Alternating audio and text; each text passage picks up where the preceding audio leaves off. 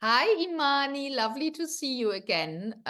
We saw each other in New York last week, and the weather was much better, wasn't it, than it is now? Exactly. Likewise. So great to Yeah. see you again, Anna. Thank you so much for the opportunity. Well, thank you for agreeing to do this. This is My for pleasure. She Can, obviously, an amazing platform where women tell their stories. And I want to start with you and really understand, tell us about yourself and what you do. Yes, I would love to. So, hi everyone. My name's Imani Johnson-Jordan. I reside in New Jersey, based in New York City through WPP. I am an award-winning DEI communications professional. I pretty much started my career as a marketing manager at a company called Odyssey Media, where we serve multicultural, affluent, and influential women around the world in connecting them with powerful brands such as Johnson & Johnson, Google, Intel, and so many other amazing brands that we've all heard of and know and love. And so that was my first gig out of college, and I was thrilled to be there. I traveled a lot. I saw so much. I learned so much. And then I decided I wanted to go back to school, and I wanted to pursue my master's. And I'll talk probably a little bit more about this in another question, perhaps from Anna. But I went back to school. I loved it. I got my master's. That was a huge kind of milestone and accomplishment for me and my family. And now I went to agency, and so I am here at agency. I started at Omnicom at Siegel and Gale, and now I am at WPP. I started my WPP career at Helen Knowlton Strategies as a social media DEI ESG account manager. And now I've gone on to be at WPP's top 10 client, Colgate-Palmolive. And here I am a global inclusion and engagement lead for the team. And I love this role. I really always say that this role is kind of the perfect role for me. It was kind of created with me in mind, on my skills, on my strengths, and I am thrilled to be here. So that's a little bit about what I do. But tell us a little bit more like what that means. So not everyone Yes. understands what your job really is. Absolutely. So essentially, my role is comprised of three different arms, if you will. So I am a DEI specialist essentially for our team. So anything in the inclusion world in terms of creating initiatives, policies, events, and engagement activities around inclusion, that falls in my wheelhouse. So for instance, it's Women's History Month, and doing special planning and also intentional planning around Women's History Month is something that I'm responsible for. Additionally, the other arm of my role is the communications aspect. So I really am responsible for all internal communications across all of our global teams. So that includes LATAM, APAC, EMEA, North America. The New York City office is where we kind of are central. And so I have an opportunity to craft communications with intentionality, whether that be through email newsletters, town hall events.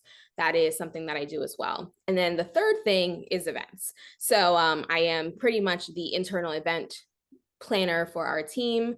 And I have the opportunity to just kind of bridge across all of our different regions, and connecting them and letting them know that the work that they're doing is so brilliant, and giving them visibility into that work globally has been a huge opportunity for us. So the team is pretty new, but it's such an amazing role and amazing leadership team as well. And so I love the role. But I would say being a DEI communicator is so vast, but it's so important. When you look at communications, it's so important that you see yourself represented in those communications.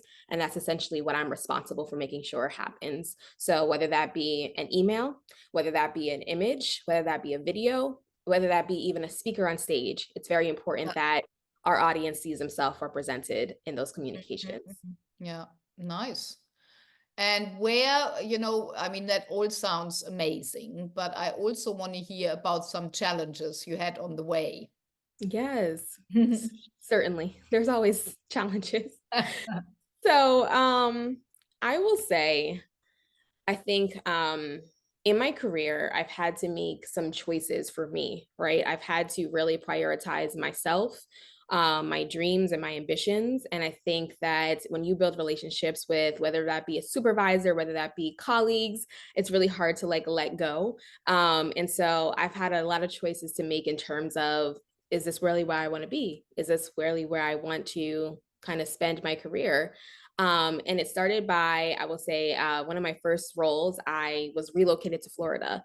I kind of hated it. I was very unhappy. I had no friends, I had no family, I had no community. And I left Florida. I said, you know what, I need to leave. I need to go back to school. I need to pursue other dreams. And so that was one pitfall that I would say really changed the trajectory of my career, because I chose myself and I continue to choose myself in my career. I will also say that being client facing has its challenges always. I will say my first kind of agency experience, I realized how critical client relations would be in terms of how I would kind of navigate my career. And as a person, as a young professional, I didn't necessarily have all the support that I needed in those roles. So I had to create support for myself. I had to build a community, whether it be internally or mentors, to really help me kind of like come out of really like tough spaces or tough, difficult situations. That was really difficult for me. I didn't have a lot of support. I was undermined along the way until I got to WPP. And now I'm like, I love it here. I'm thrilled to be here. But before I got here, it was really difficult. I had a lot of self-doubt. I didn't know if I was good enough to be in certain spaces. I was very intimidated until I realized my power. And that's when I really started to take form. And I feel like Imani was born and reborn again. And I genuinely believe that there were so many lessons that I needed to experience till I got into the space that I'm in. And I know there'll be more, but I know that now I can navigate myself out of those experiences with confidence and poise. So what are your top qualities and what Ooh, is your main motivator? I love that.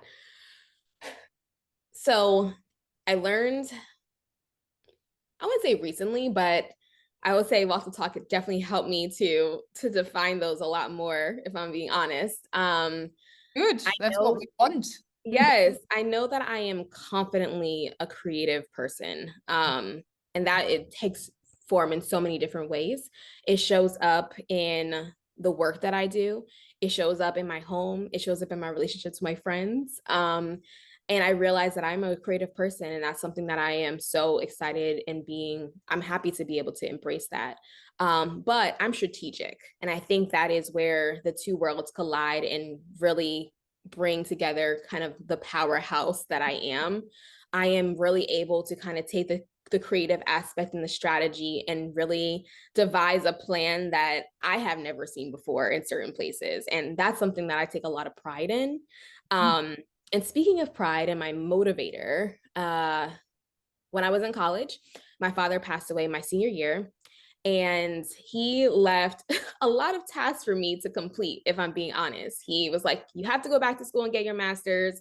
Your undergrad degree is not going to be enough. I need you to go back and get that master's. He told me that he had these expectations of me. He knew that I would be amazing, and he, he's left a lot of a lot of pressure, but also a lot of good assignments that I'm just checking off one by one. So I will say that he and his voice and his legacy has really been the motivator for me to drive my own legacy.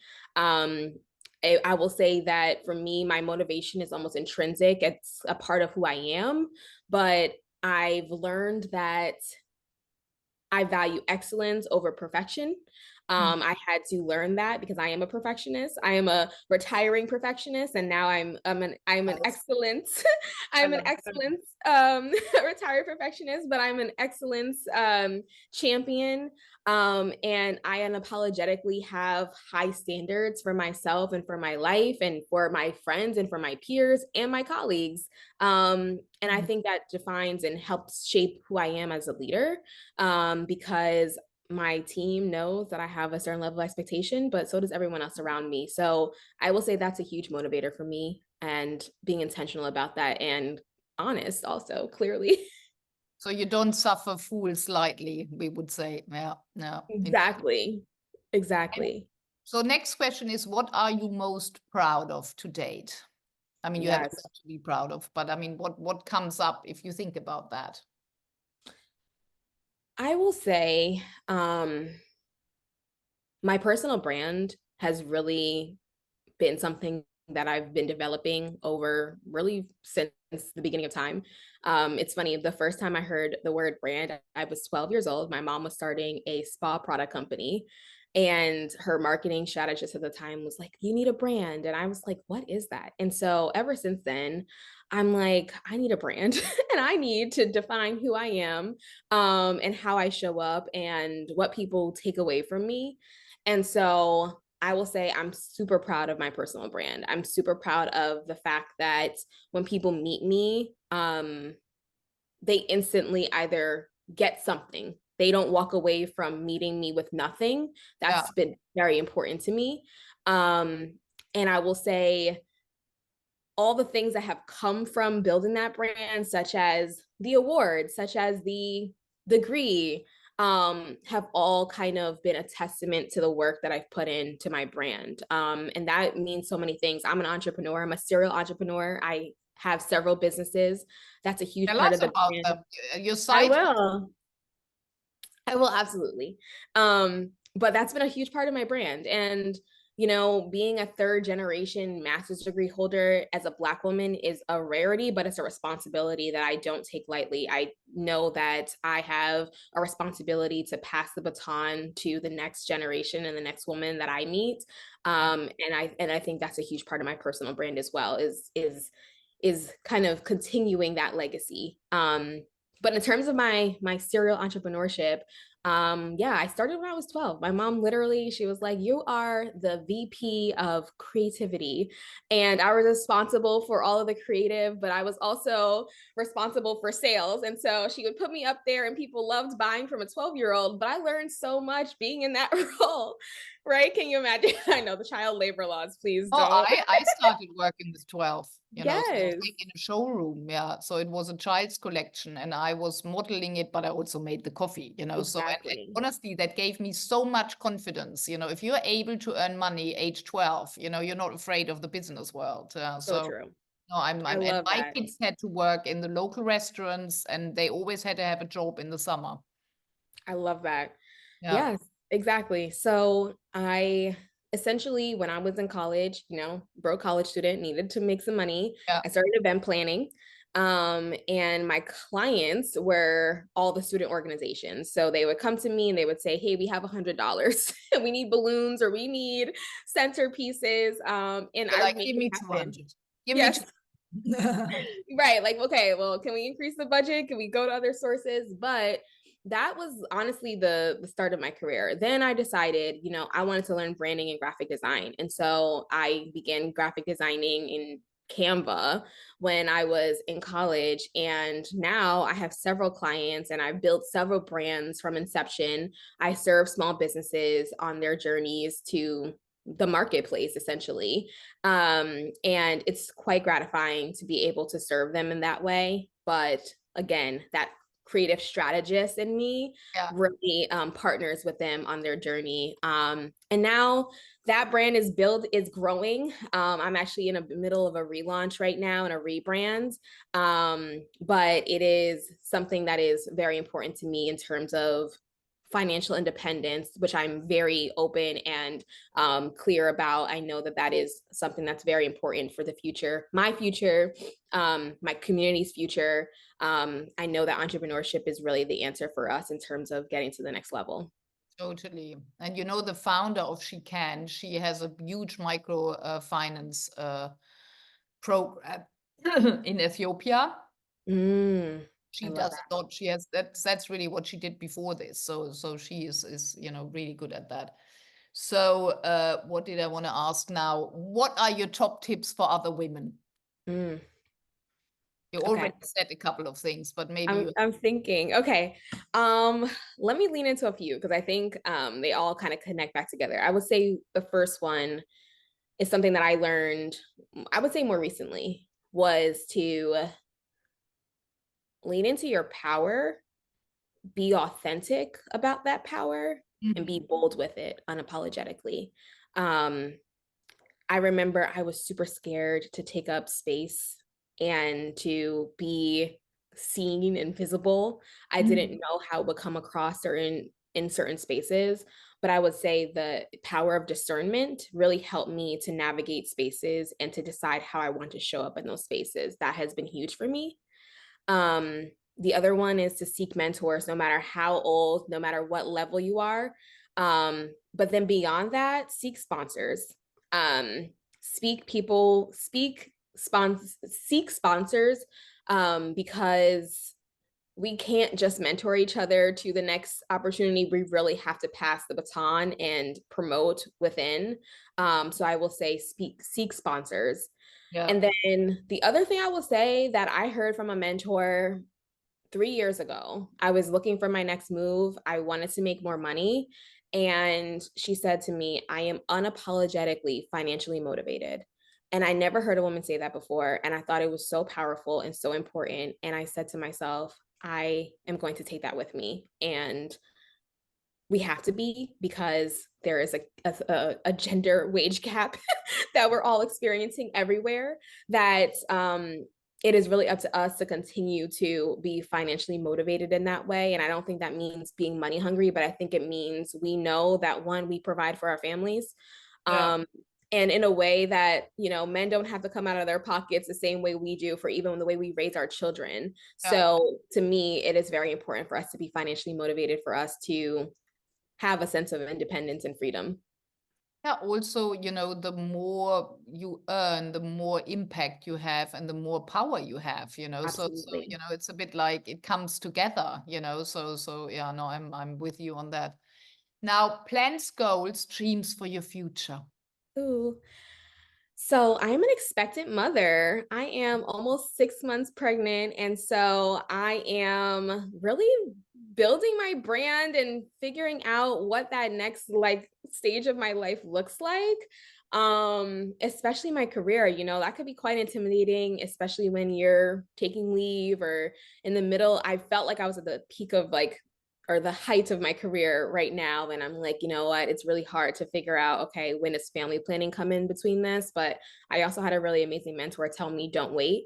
And so I went forth and I was said, okay, I'm not waiting. I'm going to build my family, and my career, my brand will be right there when I'm ready to go back into that mode. But I'm really focused, laser focused on building my family's legacy. That's huge for me right now. Yeah, amazing. Well, good luck. Imani. Thank I'm you. sure you can juggle all of it. I'm not worried about that. So good luck and thank you for talking to us. Thank you Thank very you. much. Thank you for having me.